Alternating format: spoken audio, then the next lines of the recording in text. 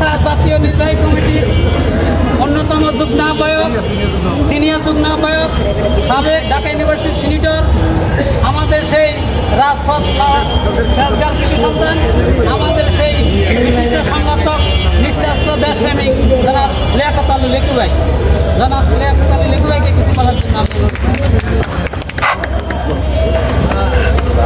বিসমিল্লাহির রহমানির রহিম। আজকের জাসাস ঢাকা মহানগরী উত্তর তেজগাঁও থানা কর্তৃক আয়োজিত ইফতার ও দোয়া মাহফিলের আজকের সভার সভাপতি প্রফেসর আব্দুল সাত্তার উপস্থিত আছেন। আপনাকে ঢাকা উত্তরের জাসাসের সংগ্রামী সদস্য সচিব জনাব আনোয়ার হোসেন আনু উপস্থিত আছেন। ঢাকা মহানগরী জাসাসের যুগ্ম আহ্বায়ক জনাব শামীম মণ্ডল এবং জাসাসের তেজগাঁ থানার সদস্য সচিব জনাব খুলনা সহ আজকে আমরা সবাই যারা একসাথে ইফতার করার জন্য বন্ধুরা আমার, দীর্ঘ 13টি বছর আমরা এইভাবে একত্রিত হতে পারি নাই। কোথাও ইফতার করতে গেলে, কোথাও নামাজ পড়তে গেলেও পর্যন্ত আমাদের উপর নির্যাতন করা হয়েছিল।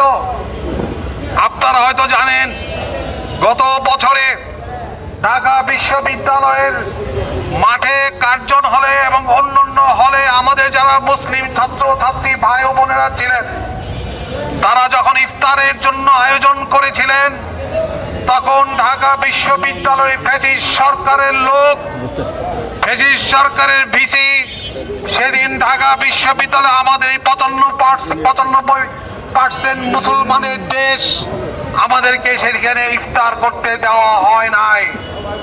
শুধু তাই নয়, সেদিন ইফতারে আমাদেরকে বাধা দিয়ে আমাদের বিশ্ববিদ্যালয়ের ছাত্র ছাত্রীকে সেদিন মাঠ থেকে তারা বের করে দিয়েছিল।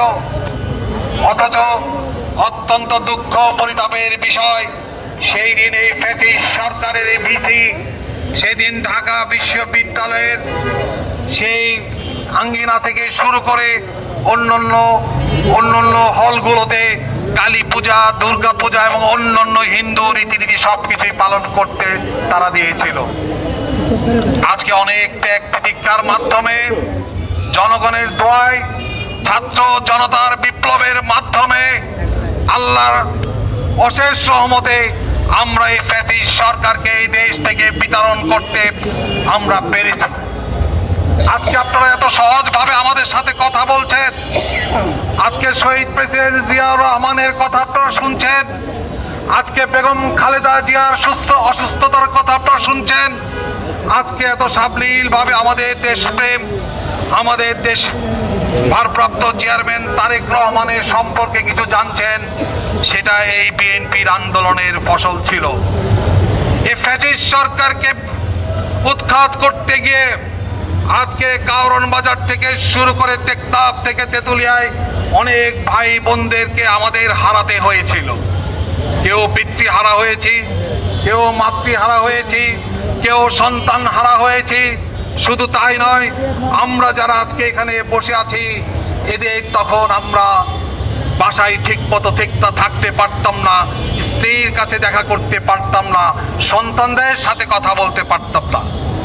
আমাদের বিরুদ্ধে মামলার পর মামলা দিয়ে শুধু তাই নয়, ঘরেই থাকতে দেয়নি। যদি কাউকে সেদিন ঘরে পেয়েছে, আওয়ামী লীগের এই দোসররা সেদিন বাসায় বাসায় গিয়ে আমাদেরকে ধরে নিয়ে এসে জেলে পড়ে দিত। এই কথা কিন্তু আমরা এখনো ভুলে যাইনি। আপনারা এখনো ভুলেন নাই, চাঁদাবাজি, সন্ত্রাসী, গুম, হত্যা, লুটতরাজ এবং দেশদ্রোহী এমন কোন কাজ সেই দিন আওয়ামী লীগ করে নাই।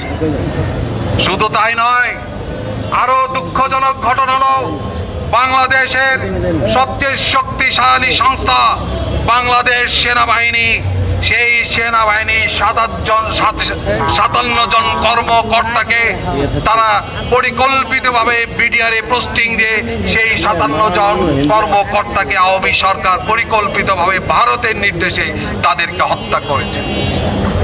আজকে আমরা ঐক্যবদ্ধ হয়েছি, আজকে আমরা এক হয়েছি, আজকে বাংলাদেশের স্বাধীনতা সার্বভৌমত্ব রক্ষা হয়েছে। এটা যেমন সর্বদলীয় লোকদের ত্যাগ তিতিক্ষা আছে, তেমনি আল্লাহরও একটা বিশেষ রহমত ছিল। আল্লাহর রহমত ছাড়া এই ফ্যাসিস্টকে সরানো কখনোই সম্ভব ছিল না। আমাদের ত্যাগ ছিল, আমরা রক্ত দিয়েছি, আমরা স্বামী হারা হয়েছি, বোন হারা হয়েছি, ভাই হারা হয়েছি, গুপ্ত হত্যায় আমাদেরকে নেওয়া হয়েছিল। আপনারা হয়তো জানেন 1971 সালে এই রাজাকাররা বাংলাদেশকে ধ্বংস করার জন্য সেদিন বাংলাদেশ অত্যন্ত মেধা সম্পন্ন লোকদের বাসায় বাসায় গিয়ে ধরে এনে মিরপুর বধ্যভূমিকে হত্যা করেছে।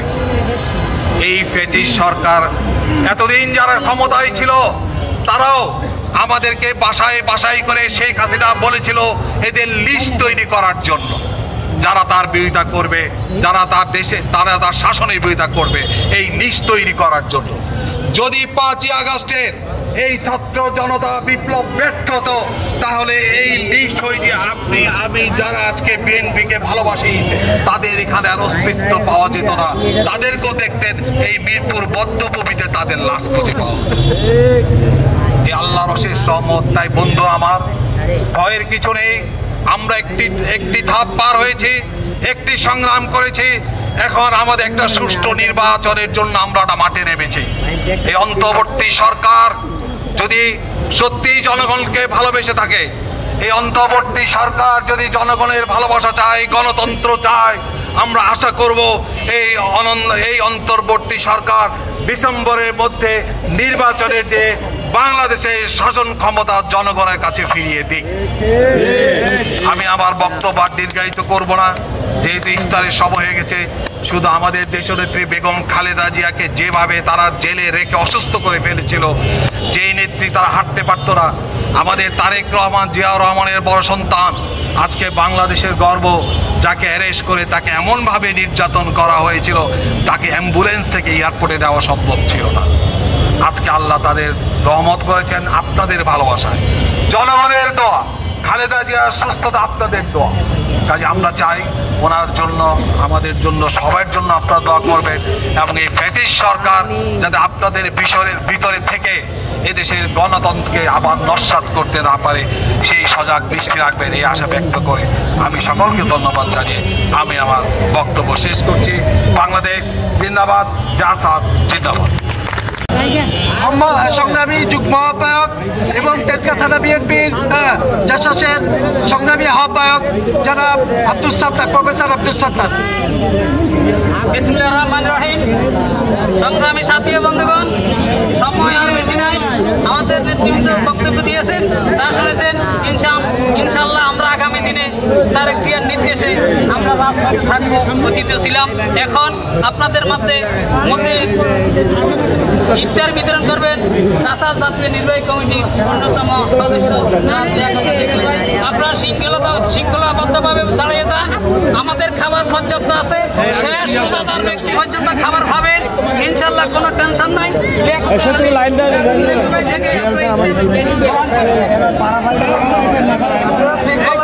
সবাই পাবেন, তাহলে আমরা দিব না। শৃঙ্খলার সাথে ভিডিও চলে যান, কিভাবে দিবে আমাদের স্বেচ্ছাসেবীরা আছে, ওরা দেখাই দিবে।